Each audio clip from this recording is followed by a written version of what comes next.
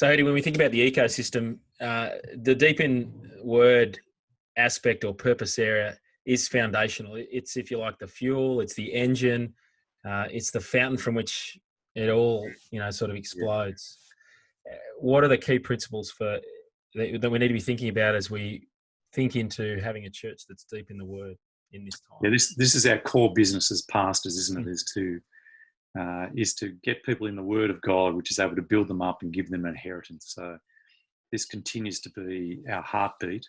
And again, the context has changed, but the goal, the outcome is still the same. I want people to know their God and be nurtured in the faith by being in the Word of God. So that's the outcome I'm after. Being aware of the different contexts is helpful here, though. That I do think we've got new challenges, but new opportunities. So the new challenges, as they strike me, are the challenges that we've lost a key ingredient that was part of the almost incidental encouragement that occurred for me as a Christian in my walk, and that is the physical face-to-face context of church gatherings. And it's worth just alerting us to that, because we don't want to pretend or imagine or communicate that the online experience is at all really a replacement. It is, it approximates, it's as good as we can do, it's very good in many ways, but it's not the same. And so to keep reminding people of that, which therefore means in this kind of challenge, the loss of the personal physical experience, people, they lose a almost accidental encouragement to keep pressing on. And so we need to be more intentional about providing these encouragements and helps. The other thing is the loss of structure. One of the great challenges is people are now taken out of their working week, their weekend pattern, and they're stuck at home and are all at sea trying to rebuild their lives.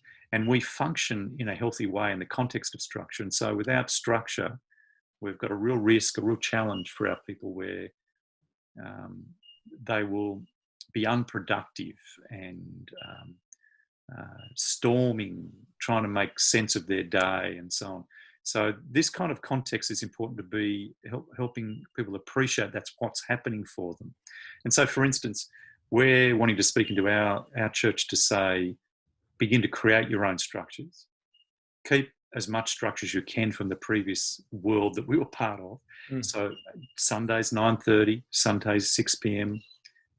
Tune into the live stream. Don't just do it when it suits. So maintaining some of these structures.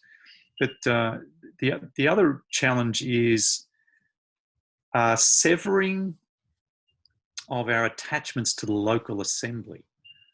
What I mean by that is this: we're all now forced online. But what you find when you go online is there's lots of churches I could join. I could tie into Piper's ministries or Keller's ministries or whoever, and download and stream and find my nurturing, my encouragement in those contexts, which then produces the great danger, the great challenge of consumerism. And we need to be alert to this new context and the dangers that come along with it. How do we engage with all of that? I think there's some great opportunities. I think the delivery of material is easier than ever. People are all online now. We can get materials to people. We can get them in touch with great content. That's an opportunity we haven't had quite in the same way before. There is now too a great opportunity to encourage people to step up and take responsibility. I love this. There's a sense in which, like, a family's been dislocated from its country and put into another country, the nuclear family on its own. It's a sink or swim time.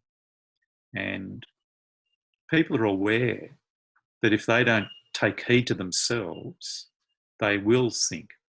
And so I think we're able to complement that already awareness that's drifting there in people's minds. We can complement it with speaking to it, to nurture a desire to be proactive themselves. These are great opportunities.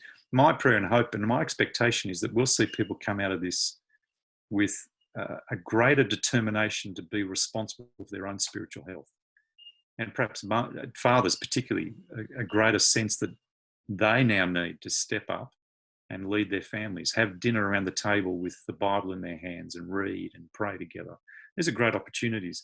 I'd offer I've got 5 thoughts for us here too, in terms of practically applying this. Just before going to those 5 thoughts, I am seeing a whole bunch of pastors putting more content, of themselves doing daily devotions.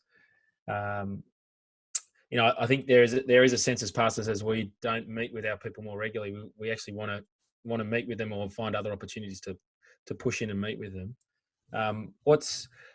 Is there a danger that the pastor can, we can move back to a form of clericalism, that we, haven't had a priestly sort of behavior? Yeah. I think it's the danger of helicopter parenting. It's, we can obviously under provide and under help, but we can overdo it too.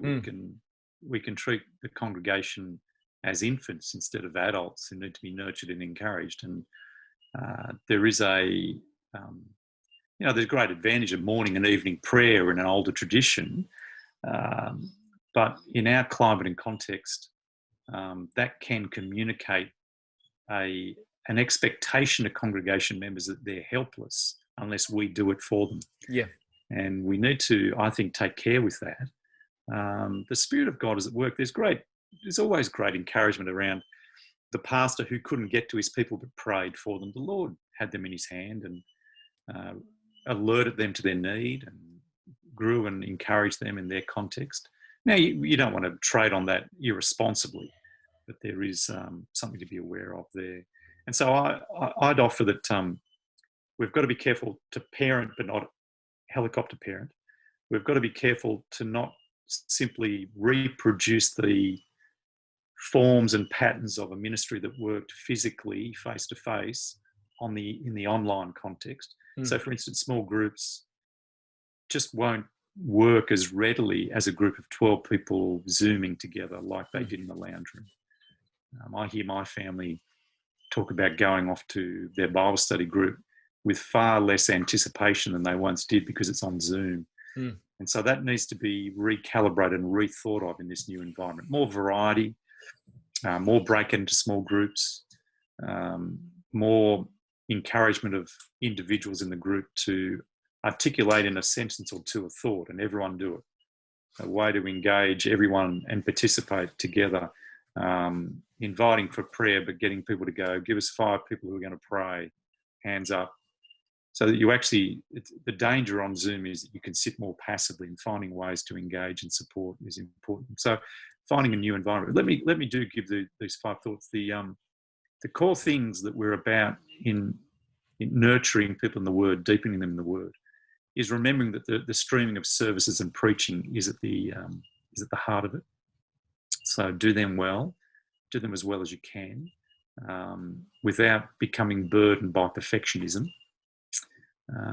But secondly, move your groups online and make them work well online, with all the changes that need to be borne in mind in the new environment. We've pursued daily devotional materials. So we've always done this, but we're now working out ways to deliver it electronically. We've even started a home delivery of our daily reading notes, so that if you want them put in your letterbox or knock on a door and drop, we can do that. It's just a way of making contact, but giving people help with their daily reading. Then there's the ramping up of intentional one-to-one support. So we are paying much more attention to proactively encouraging growth group leaders to ring through all their groups, congregation members to ring through their friends and networks. I've had 4 men ring me in the last 2 weeks from our church who were not on staff, who are not even leaders in any pastoral structure or ministry of church, but they've rung me to ask how I am and how they can pray for me. And it's great. It's great. I mean, and they've done that off their own bat. There hasn't been a phone structure. Yep. Yeah. And I'm hearing that happening all over the place. We want to tell that story and encourage and nurture that to be happening, particularly during this time. And lastly, we're looking at special moments. So again, we've always done this, but the Monday night log in to dig into what does spirituality look like in this new context. How do we think about this topic that's a difficult one with Q&A at the end of it? So there's ways to pursue those 5 kind of things: the services, the group online, the daily reading materials and studies, the one-to-one work that gets ramped up, and more particularly those special moments, the hot topic kind of moment that can be breaking up a month